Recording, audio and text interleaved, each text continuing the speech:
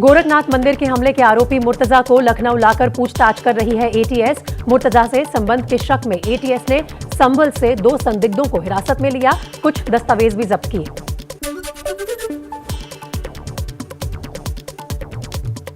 गोरखपुर कांड के तार आतंकी संगठन अलकायदा से जुड़े आरोपी मुर्तजा अलकायदा के आतंकी अनवर अल अवलाकी के वीडियो देखता था। अमेरिकी मूल का आतंकी अवलाकी भी पेशे से इंजीनियर था।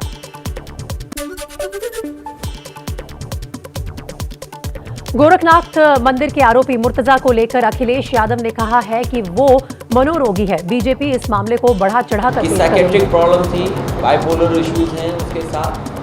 मुझे लगता है वो पहलू भी देखना पड़ेगा। और बीजेपी तो वो पार्टी है जो बात को न जाने कितना खींच देती है।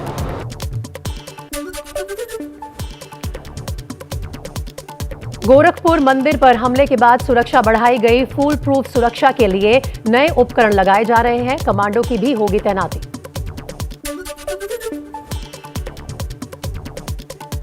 यूपी के मेरठ में गौ सेवक नेत्रपाल की गोली मारकर हत्या। नेत्रपाल का साथी हारून गंभीर रूप से घायल। देहात के सरूरपुर थाना इलाके की रात की घटना। यूपी के कैराना में एसपी विधायक नाहिद हसन के रिश्तेदार पर चला योगी का बुलडोजर। नाहिद हसन के चाचा सरवर हसन ने 10 बीघा सरकारी जमीन पर कर रखा था अवैध कब्जा।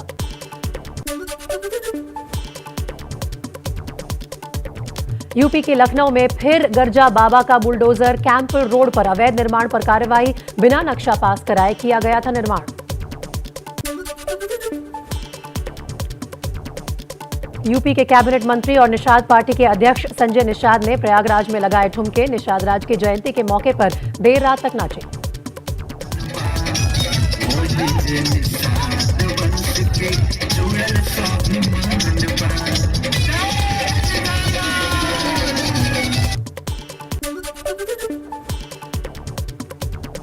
यूपी के डिप्टी सीएम ब्रजेश पाठक की गृह मंत्री से मुलाकात। दिल्ली में मिले दोनों नेता। डिप्टी सीएम बनने के बाद पहली बार शाह के साथ बैठक। यूपी में एमएलसी चुनावों पर समाजवादी पार्टी के अध्यक्ष अखिलेश यादव ने कहा, उम्मीद है कि चुनाव निष्पक्ष तरीके से होंगे। बीजेपी लोकतंत्र की किलर है। बीजेपी से फिर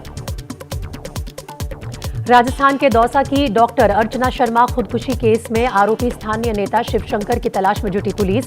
50,000 का इनाम घोषित। आरोप है कि शिवशंकर के दबाव में आकर डॉक्टर ने खुदकुशी की। अलकायदा के आतंकी अल जवाहिरी ने कर्नाटक की हिजाब गर्ल मुस्कान की तारीफ की। कर्नाटक के गृह मंत्री अर्गा जैनेन्द्र ने कहा, आतंकी के वीडियो से साफ है कि हिजाब विवाद के पीछे आतंकी कनेक्शन है। जम्मू कश्मीर के शोपियां में आतंकियों और सुरक्षा बलों के बीच मुठभेड़ जारी। सुरक्षा बलों ने 2-3 आतंकियों को घेरा। पिछले 2-3 दिन से सुरक्षा बलों ने सर्च ऑपरेशन तेज कर रखा है।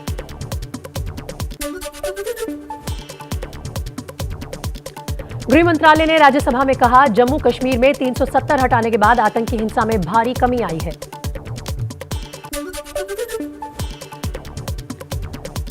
घाटी छोड़ने वाले 610 कश्मीरी पंडितों की संपत्ति वापस की गई। गृह राज्य मंत्री नित्यानंद राय ने राज्यसभा में दी जानकारी।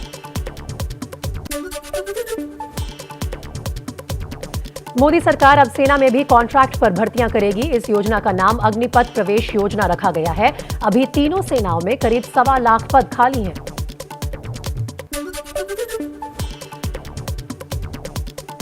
सचिवों के साथ बैठक में पीएम मोदी के निर्देश पर एक्शन शुरू। मुख्य सचिव ने सभी विभागों को चिट्ठी लिखकर खाली पदों को भरने का दिया आदेश।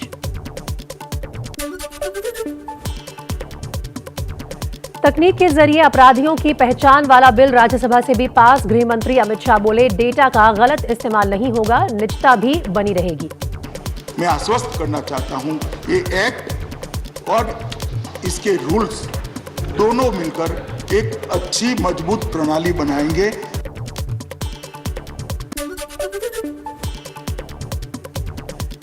संसद आज अनिश्चित काल के लिए स्थगित होगी। Lok Sabha speaker Om Prakash Birla press conference करके बजट सत्र के दूसरे चरण में हुए काम की जानकारी देंगे।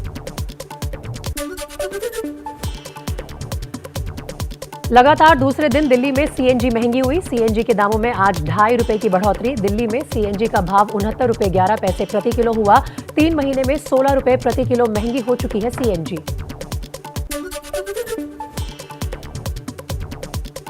सीएनजी महंगी होने से सबसे ज्यादा असर ऑटो और टैक्सी चलाने वालों पर पड़ रहा है। महंगाई के चलते किराया भी बढ़ रहा है। परेशान हो रही, डेली दाम बढ़ते बढ़ते ना बहुत ज्यादा परेशान है। क्या करें, गरीब आदमी जीना दुश्वार है, नहीं जी पा रहा। हम भी क्या करें, हमारा किराया नहीं बढ़ा। सीएनजी पेट्रोल डीजल के दाम बढ़ते जा रहे हैं।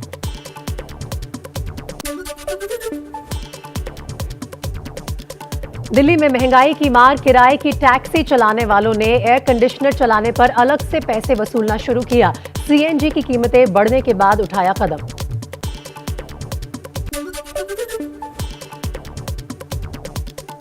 बढ़ती महंगाई को लेकर कांग्रेस का हल्ला बोल। आज कांग्रेस कार्यकर्ता देश भर में करेंगे प्रदर्शन।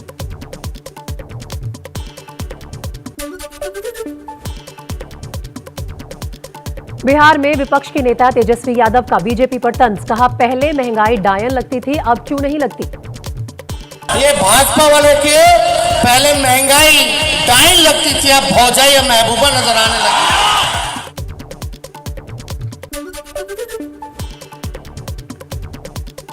महंगाई के मुद्दे पर पश्चिम बंगाल की सीएम ममता बनर्जी की अहम बैठक। दोपहर 3 बजे करेंगी बैठक। मंत्री और अधिकारी होंगे शामिल।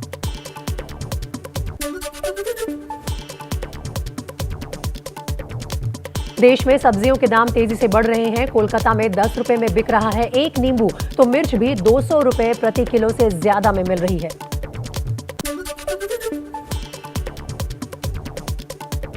बोरीवली में ज्ञान सागर सोसाइटी की बिजली पानी जैसी जरूरी सेवाएं बंद की। सोसाइटी में रहने वाले 400 लोगों ने बिताई अंधेरे में रात। बिना पानी के परेशान हैं लोग।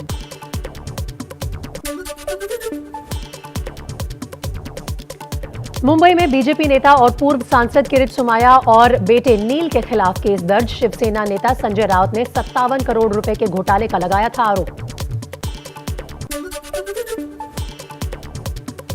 100 करोड़ की वसूली के मामले में महाराष्ट्र के पूर्व गृह मंत्री अनिल देशमुख को 11 अप्रैल तक सीबीआई रिमांड में भेजा गया। पहले ईडी की हिरासत में थे देशमुख।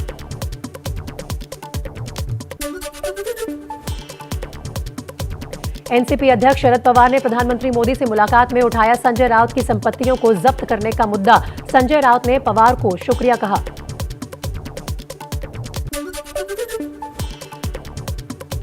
मुंबई में आज शिवसेना का शक्ति प्रदर्शन। संजय राउत के मुंबई पहुंचने पर निकाली जाएगी रैली। ईडी ने संजय राउत का एक फ्लैट और 8 प्लॉट जब्त किए हैं। गोवा के पूर्व सीएम दिगंबर कामत ने बीजेपी में जाने की अटकलों को खारिज किया। पहले बीजेपी में शामिल होने की अटकलें थीं। महाराष्ट्र और मध्य प्रदेश में पंचायत चुनाव में ओबीसी आरक्षण से जुड़ी 2 याचिकाओं पर आज सुप्रीम कोर्ट में सुनवाई। सुप्रीम कोर्ट ने पिछले साल 27% ओबीसी आरक्षण की अधिसूचना रद्द कर दी थी। आंध्र प्रदेश कैबिनेट के सभी 24 मंत्री आज इस्तीफा देंगे। सीएम जगन मोहन रेड्डी 11 अप्रैल को नई कैबिनेट का गठन करेंगे।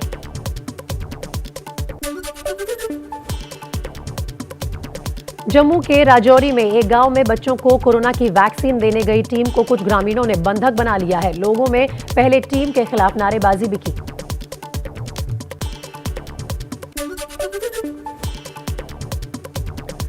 दिल्ली के विज्ञान भवन में एनडीआरएफ का वार्षिक सम्मेलन। थोड़ी देर में गृह मंत्री अमित शाह करेंगे उद्घाटन।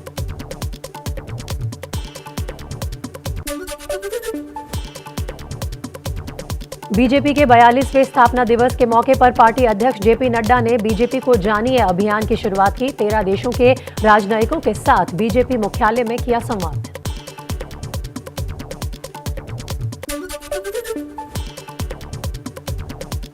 बीजेपी के 42वें स्थापना दिवस पर पीएम मोदी ने पार्टी के नेताओं सांसदों को किया संबोधित। विरोधियों पर बोला हमला। कहा, कुछ पार्टियां सिर्फ परिवारवाद को बढ़ा रही हैं। ये लोकतंत्र के लिए सबसे बड़ा खतरा है। कुछ राजनीतिक दल है जो सिर्फ और सिर्फ अपने अपने परिवार के हितों के लिए काम करते हैं।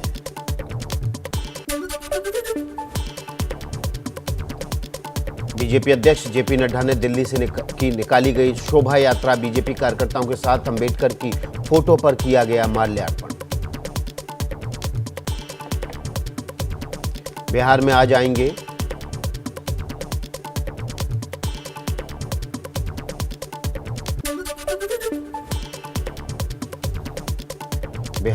जाएंगे एमएलसी चुनाव के नतीजे। 24 सीटों के लिए मतगणना जारी। 187 उम्मीदवारों की किस्मत का होगा फैसला।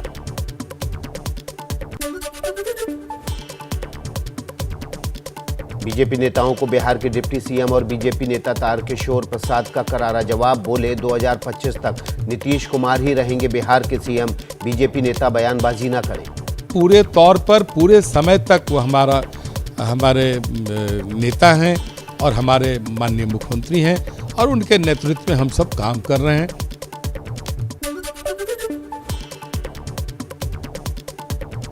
बिहार के वैशाली में चिराग पासवान के सामने समर्थकों ने लगाए चाचा पशुपति पारस के खिलाफ नारे।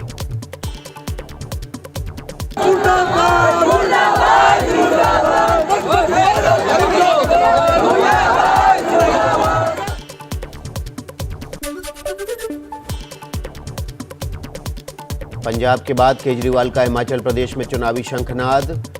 केजरीवाल और भगवंत मान ने किया रोड शो। साल के अंत में हिमाचल में विधानसभा के चुनाव हम आप ही की तरह आम लोग हैं, हमें राजनीति करनी नहीं आती, हमें देशभक्ति करनी आती है।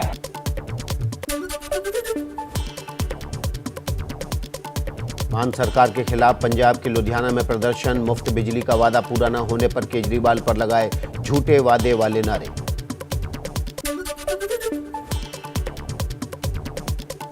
विश्व स्वास्थ्य दिवस के मौके पर दिल्ली में आयोजित योग अमृत महोत्सव आयुष मंत्रालय की ओर से किया गया। पीएम मोदी ने ट्वीट कर लोगों को अच्छे स्वास्थ्य की कामना की।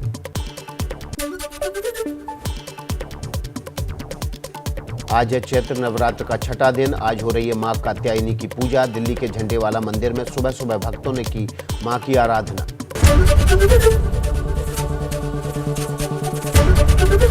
एबीपी न्यूज आपको रखे आगे।